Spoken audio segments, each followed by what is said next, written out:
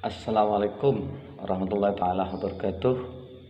Alhamdulillah wa syukurillah wassalatu wassalamu ala Rasulillah Muhammad ibni Abdillah wa ala alihi wa sahbihi wa mawalah. La haula wa la quwata illa billah. Ya, saya akan menanggapi alasan teman-teman ya yang pro habaib, termasuk para kiai, ya kiai yang sudah kondang, kiai kelas internasional, kelas nasional, regional, bahkan ada juga yang kelas desa. Mereka semuanya beralasan ya, ketika perdebatan masalah nasab ini, mereka selalu ada yang beralasan mengapa kalau memang habaib itu tidak nyambung dengan Rasulullah, mengapa Ki Hasyim Asy'ari percaya, kok menghormat, yakin. Kemudian mengapa Ki Wahab Hasbullah ya, yakin. Bahkan juga terhadap inisiator ya, atau yang memberi izin sekaligus yang memberi izin merestui, yaitu Ki Khalil Bangkalan, tentang berdirinya NU, juga itu yang dibuat alasan. Bahkan ada yang beralasan yaitu As-Sayyid Muhammad ya, bin Ahmad Al-Maliki Al-Hasani yang ada di Mekah. Ya. Jadi mereka selalu beralasan dengan itu ya, dengan para al-mukarram itu. Nah, saya jawab, intinya dengan pakai akal saja sudah cukup ya. Mengapa mereka seperti Ki Hasyim Asy'ari, Ki Khalil Bangkalan, kemudian kiai-kiai yang lain, kemudian pengurus PBNU ya, mengapa percaya Habib? Ya karena sudah sejak lama Habib itu sudah menjadi keyakinan mereka bahwa Habib itu adalah keturunan Rasulullah. Nah, kemudian jawaban yang kedua, karena mereka itu sejak dulu mereka itu kan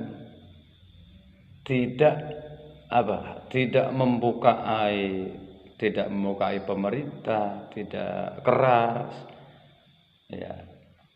Oleh karena itu masih dilindungi oleh Allah. Tapi setelah mereka itu pidatonya keras, orasinya berapi-api, bahkan pakai takbir ya, Allahu Akbar, sallu ala Muhammad.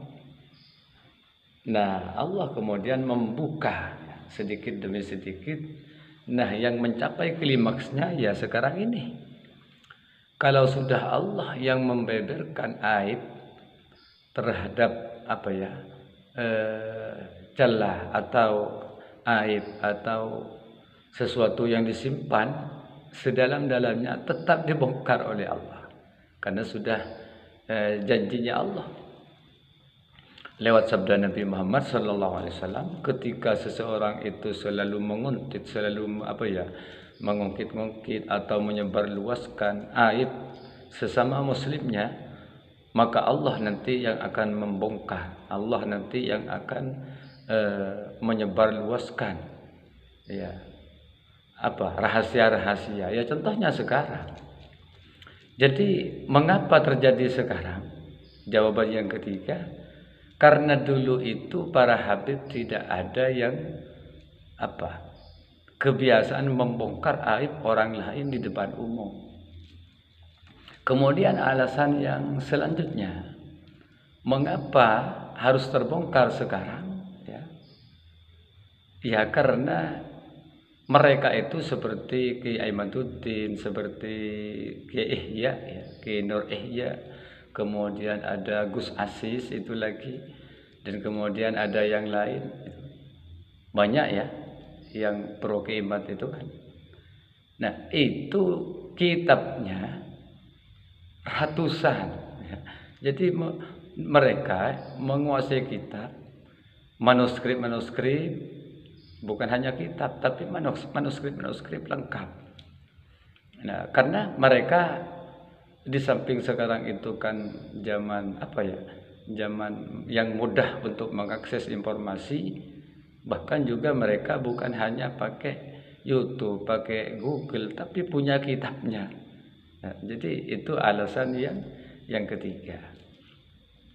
Kemudian alasan yang terakhir, mengapa dulu itu para kiai percaya dengan Habib? Karena Allah masih belum membuka. Nah, sekarang sudah waktunya Allah membuka segala aib yang dilakukan. Mengapa demikian? Itu semua karena kualat.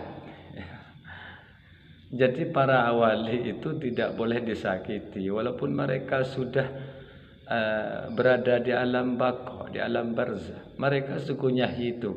Ya. Mereka layaknya seperti kita, ya. Hidup bahkan lebih leluasa kehidupan mereka. Nah itu. Apalagi para waliullah itu bukan meninggal semua. Ya, masih ada, masih banyak para wali di Indonesia yang masih hidup. Jadi kalau mereka itu disakiti, maka Allah yang enggak terima. Makanya sampai sekarang tentang nasab Ba'alawi ini polemiknya masih terus berlanjut. Ya. Apalagi setelah PBNU menginstruksikan, ya, bahwa kitab yang diajarkan atau buku sejarah tentang NU yang diajarkan di lembaga-lembaga supaya ditarik dari peredaran. Ini kan sudah merupakan bukti, ya. Ini hanya satu bukti ini. Lain lagi halnya nanti setelah bukti-bukti yang lain diketemukan seperti pemalsuan makam, pemalsuan sejarah, kemudian pemalsuan nama yang asalnya bukan habaib dihabaibkan, asalnya sayyid dihabaibkan, seperti itu. Dan banyak contoh-contoh yang lain nanti. Ini baru buku yang berhubungan dengan sejarah NU. Ini masih tidak berhubungan dengan sejarah Wali Songo, tentang masuknya Islam di Indonesia. Iya.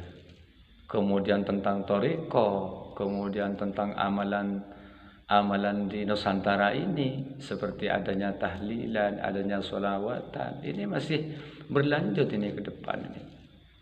Lah makanya, ya, saya kan sering konsultasi, sering tanya, ya, sama murid-murid yang muridnya Sayyid, Jadi para Sayyid itu kalau pakai marhabanan atau berjanji atau sholawatan, maka pakai kitab berjanji, tidak pakai Simtud Duror.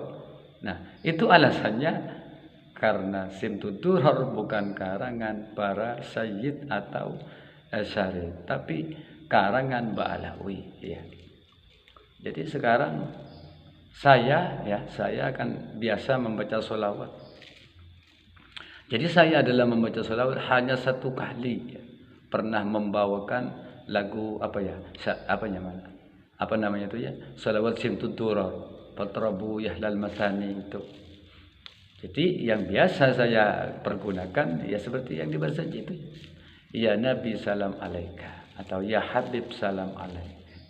Jadi kalau diberjanji yang dimaksud ya Habib itu wahai kekasih, ya maksudnya adalah Habib, yaitu Rasulullah. Karena maknanya Habib itu kan orang yang mencintai Nabi atau orang yang dicintai oleh banyak orang, itu Habib. Makanya Nabi Muhammad itu disebut atau dalam bait syair itu, ya Habib salam alaika, wahai kekasih, maksudnya kekasih kita. Atau Nabi Muhammad itu memang dikasihi atau dicintai banyak orang.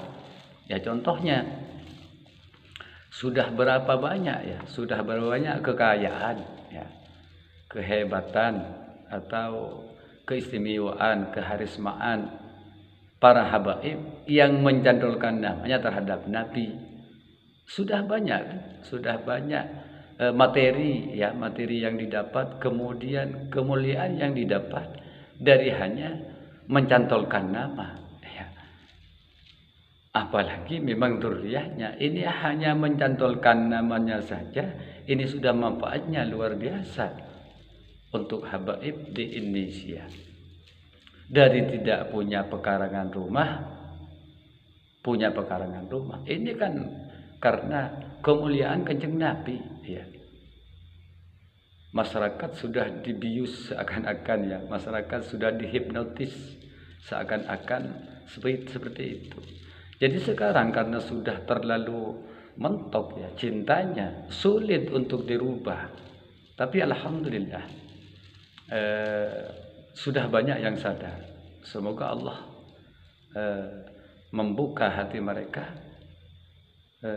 untuk mencintai yang benar dan meyakini yang benar. Sekian, ini hanya sekedar tanggapan bagi teman-teman yang selalu beralasan dengan orang lain, dengan ulama lain, bukan dengan alasan yang logis, ya. Sekian. Wassalamualaikum warahmatullahi wabarakatuh.